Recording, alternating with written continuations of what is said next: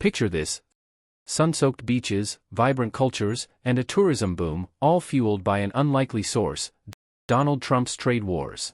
While global markets reel from tariffs, the Caribbean faces a paradoxical opportunity. Could this region, long overshadowed by its northern neighbor, become an unexpected winner in a fractured world? This video examines the numbers, the opportunities, the risks, and the reshaping of paradise. Let's get started. International tourism to the United States in 2025 has declined due to strict border controls, the negative fallout from the recent worldwide tariffs imposed by President Trump, and a growing wave of fear and anger over other U.S. policies. With the U.S. potentially losing nearly $20 billion in retail spending from international tourists, the broader economic loss could reach up to $100 billion annually. The U.S. is tracking a big drop in tourism from around the world. Take a look at this. Travel from Canada and Mexico was down double digits in March. We're also seeing fewer visitors from Western Europe, Central and South Asia, South America, I should say, Asia, Africa. The largest drop is observed in Canadian tourists, with a 70% year-to-year decrease in flights booked to America. Visits by Canadians who drive to the U.S. are also way down, with border towns reliant on Canadian visitors, such as Point Roberts, Washington, suffering economically. Welcome to Point Roberts, Washington, a tiny American town stranded below British Columbia. Now it's a frontline casualty in Trump's tariff war. Business is collapsing, tourists aren't crossing the border, and Trump's tough talk on Canada? It's turning longtime friends into boycotters. Trump's policies, including double-digit tariffs on Canadian aluminum and steel, together with insensitive and controversial rhetoric such as what follows, have led to a Canadian travel boycott. So I think Canada is going to be a very serious contender to be our 51st state. Furthermore, incidents like the deportation of 2 German teenagers for lacking hotel reservations in Hawaii have angered Europeans, especially Germans. And to add further insult to injury, Lucas Silaf, a 25-year-old German tourist, was stopped at the border after a trip to Mexico with his American girlfriend. He was shackled and held for 16 days before being allowed to return home last month. This harrowing experience has prompted him to give the following advice to others planning to travel to the U.S. I get a lot of questions from people who want to visit America, and I try to help them and tell them my experience, that they need to be careful. It's just dangerous. It changed dangerous, and nobody is safe there anymore to come to America as a tourist. As a result of the foregoing, U.S. inbound tourism is projected to drop by as much as 9% in 2025. Data shows a 24% drop in travel from Central America and a 17% decline from Western Europe. Countries like Germany have seen a decrease of up to 28%. This downturn isn't happening in isolation. It's being driven by a combination of stiff tariffs on foreign goods, stricter immigration policies, and a climate of political tension that's discouraging international visitors. The Canada experience stands out in particular. Canadians have reacted in an emotive manner to the tariffs imposed on their aluminum, steel, and other products, but were particularly incensed by the derogatory comments from their neighbor, President Trump. Canadians responded with an almost total boycott of U.S. goods, and an astonishing 23% decline in land crossings from Canada to the U.S. This is extremely significant since in 2018, Canadian snowbirds made up about 27% of all international visits to the United States. However, this was still a significant drop from 2012 when they accounted for 34% of all U.S. visitations. Last year in 2024, Canada remained the top source of international visitors to the U.S., with 20.4 million visits, generating $20.5 billion in spending.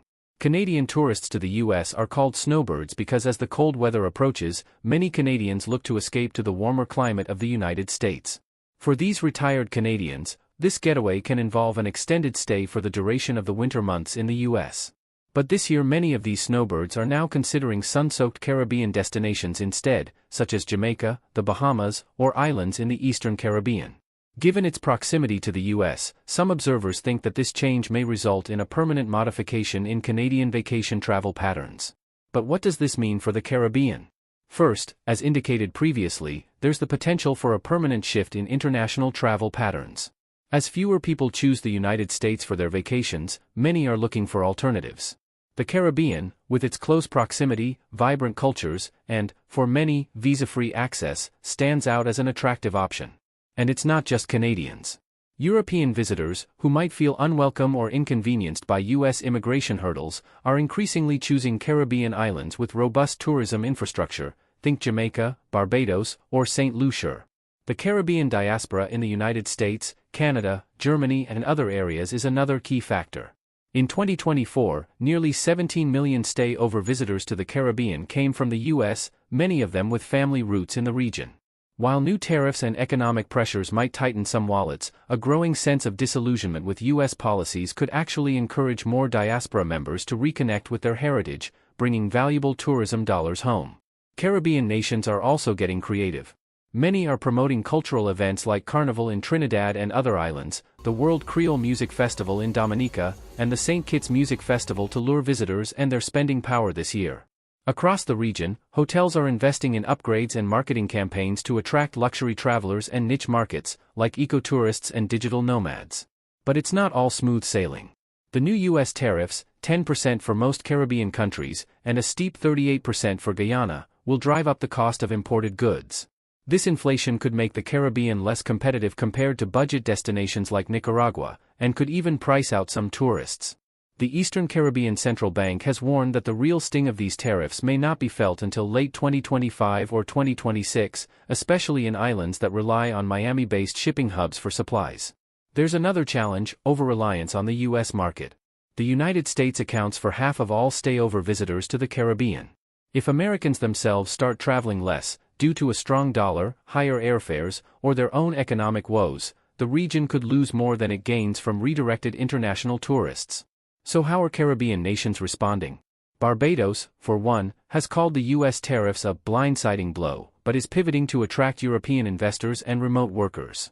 Guyana, hit hardest by the tariffs, is using its oil wealth to fund new tourism infrastructure and is actively seeking exemptions through diplomatic channels. Public-private partnerships are also gaining steam. The Caribbean Hotel and Tourism Association is pushing for joint marketing campaigns and lobbying for exemptions on essential imports. There's a renewed focus on attracting European, African, and Latin American visitors, and on building resilience for the future. In the end, the Caribbean's ability to benefit from the U.S. tourism downturn will depend on its agility and vision. Redirected international travelers and diaspora engagement offer real promise. But inflation, climate risks, and economic barriers pose serious hurdles. The region's leaders know that strategic investments in diversification, regional partnerships, and infrastructure resilience are more important now than ever. The tides are turning, and with the right moves, the Caribbean can convert Trump's tariff turmoil into a boost for regional tourism, charting a course toward a more sustainable and prosperous future. Thanks for staying with us to the end. Please like and share this video, comment below, and subscribe to our channel for more insightful videos on the Caribbean and other topics. See you in the next video.